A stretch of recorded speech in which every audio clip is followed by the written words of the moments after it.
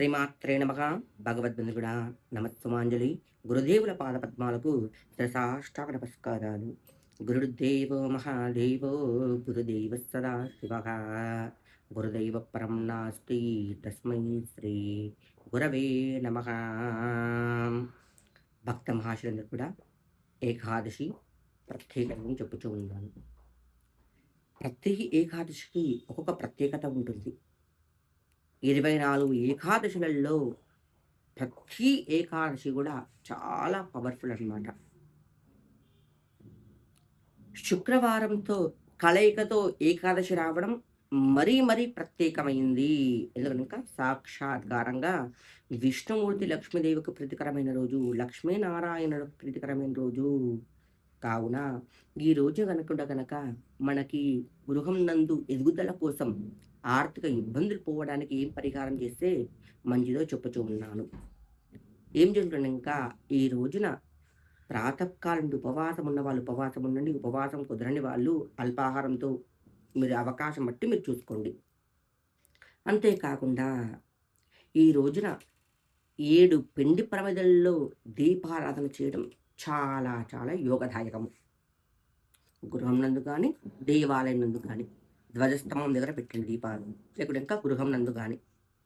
మరి వెంకటేశ్వరం పూజ చేస్తున్నారు, 7 వారం వ్రతం చేసినప్పుడు ఎలా చేస్తారో అలా 7 ప్రమిదలందు దీపారాధన చేసి పెట్టండి. ఆవు నెత్తిన దీపారాధన చేయండి. చేసిన తర్వాత మట్టి కంచునందు నువ్వుల నూనె మళ్ళీ వేసి సాక్షాత్కారంగా దీపం పెట్టండి.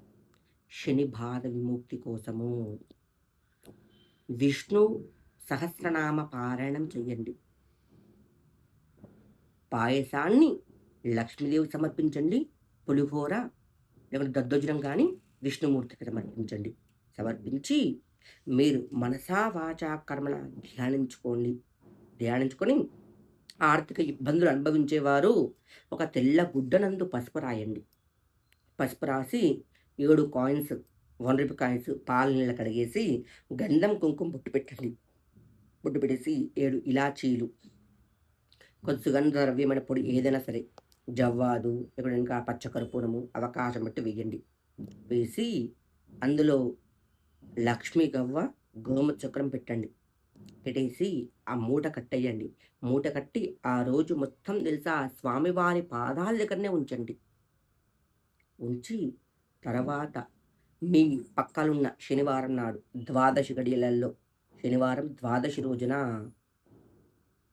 విష్ణుమూర్తి ఆలయానికి వెళ్ళేసి ఆ ముడుపు కడతారు కదా, ఆర్థిక ఇబ్బందులు పోవాలి, ఎదుగుదల మంచిగా ఉండాలని చెప్పేసి మనసా వాచా కర్మణ ధ్యానించుకొని స్వామివారికి దేవాలయంలో 7 ప్రదక్షిణలు చేయండి.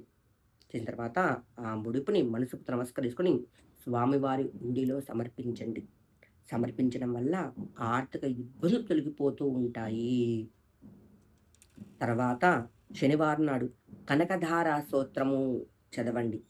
చదవడం వల్ల మనసా వాచా కర్మణ ధ్యానించి పూజించడం వల్ల ఆర్థిక ఇబ్బందులు పోయి గృహం నందు ధన కనక వస్తు వాహనాలు దినదిన ఆభివృద్ధి పొందుతూ ఉంటాయి.